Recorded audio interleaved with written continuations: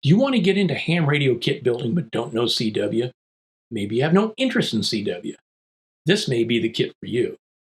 It allows you to build a very cool and usable QRP kit that you can use without having to learn a new skill. Welcome to the House of Ham. I'm Bob WV7W, and today we're going to start the build of the QRP Labs QDX digital QRP radio. The QDX is a digital radio that can do FT8, FT4, JS8 call, RTTY, and others that do single-tone frequency shift keying. It won't do modes like PSK31, if anyone still does that. This radio operates on 80 meters, 40 meters, 30 meters, and 20 meters. So unlike the QCX Mini, you should only need one of these. Now, personally, I would have preferred to choose, say, 17 meters over 80, but maybe that's just me. In this tiny box is my QDX kit, which can take a while to arrive since they're selling like hotcakes, and I'm not sure they can quite keep up with the demand. One thing that is different than the QCX Mini kits that I've ordered is that Hams now has helpers in the US that are shipping kits out of Missouri. Mine came UPS. Now, it did take a couple of months to arrive, but in their defense, there is a disclaimer on the order page that alerts you to that. So, to keep this build to a manageable length, I will release it in a series of videos that target a particular part of the build and test process. So let's go over to the bench and take a look at the QDX kit. Here's a image of all of the components that you should have in your kit. It's a really good idea to inventory them before you start. Also, make note that the board that I am building is the Revision 3 board. If you have a Revision A board, there's another step you have to take. And if you've got an older revision, then it's a completely different set of instructions. So this video, although it might give you some information for those other revisions, you need to look at the instructions for those particular ones. The older ones don't have the inductors mounted directly on the through holes, and the Revision 3A, you've got to cut a trace. So make sure you look at that. We're going to start with the capacitors, and you'll notice the boxes in yellow are the capacitors we're going to install. The numbers in red are the numbers you will read off of the capacitor with a magnifying glass, and I recommend you do that before you start, and it makes things a lot easier than trying to do it one at a time.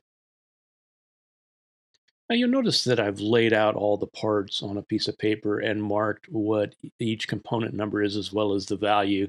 Really recommend you do that. Make it a lot easier to find the things you see. I'm able to just go right to the components and find them.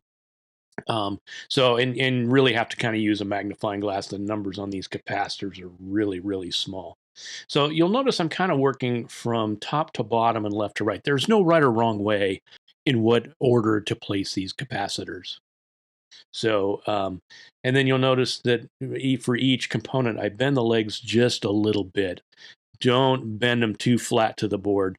If you ever have to swap one out, or if you make a mistake or something, you will cuss yourself up and down if you try and bend those too flat. So I recommend just enough of a bend to where they stay put.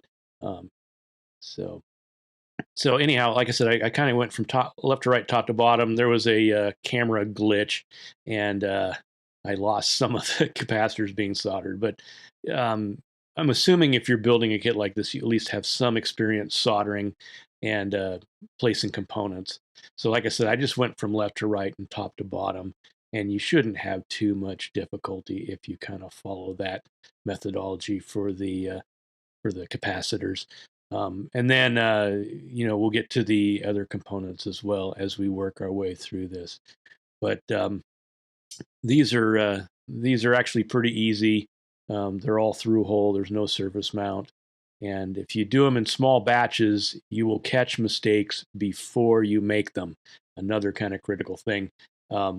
If you try and put them all on there and you get them all soldered and then you realize you made a mistake, it's going to be hard to find. So if you do them in just a few at a time, if you find that you've got a number you weren't expecting, you'll realize why that is. Of course, the best thing is not to make a mistake to begin with, and that all goes to paying attention to what you're doing and not trying to do things too fast. Really note the number on the board and make sure it matches up with the number you're putting on there. Like I said, you don't want to find out the hard way that you did it wrong. So next up is the diodes. And make note of where the black stripe is on the diagram and the white stripe is on your board. That really does matter. And these are all the exact same diodes, but the orientation does matter. The white stripe has to be facing to the left. You don't want to mess this up or it will not work, because diodes are basically a one-way electrical valve. So we're going to go ahead and put these in and solder them up. I went ahead and put all these in at the same time since they're all the same part number. There's no real concern with messing them up and getting the wrong part in. Just make sure you get it in the right holes, and you should be fine. In case you're wondering what these diodes are for, they're actually pin switching diodes that switch in and the inputs and the outputs of the 3 low-pass filters, one for 80, one for 40, and a third one for 30 and 20 meters. So that's what actually turns on the respective low-pass filters. Next, we're going to install inductors L1, 5, 7, and 9. And you need to bend these because they go in a vertical orientation. And notice I'm bending them with the pliers at the top of the package so you're not putting pressure on the package. And then install them so that the actual inductor base is at the bottom of the board with QRP labs facing up. It doesn't matter. Orientation doesn't matter, but that's just what the manual recommends. Same thing. I'm going to bend these leads out just enough to keep them in place, but not too much. And then we'll go ahead and solder these up. These inductors are all exact same value. They're 47 microhenries, so you don't have to worry about which one goes into which position. Just make sure they're in the right holes, and you should be good. Last, we'll go ahead and trim off all these leads, and that will bring to a close the inductors. And that will finish this session. So we did all of the capacitors, the diodes, and the inductors. And next time we will do the PA transistors and T1. And as always, thanks for watching. And if you found this video helpful, hit that like button. And if you want to know when the next session is out there, go ahead and hit that subscribe button so you don't miss anything. Until next time, 73s.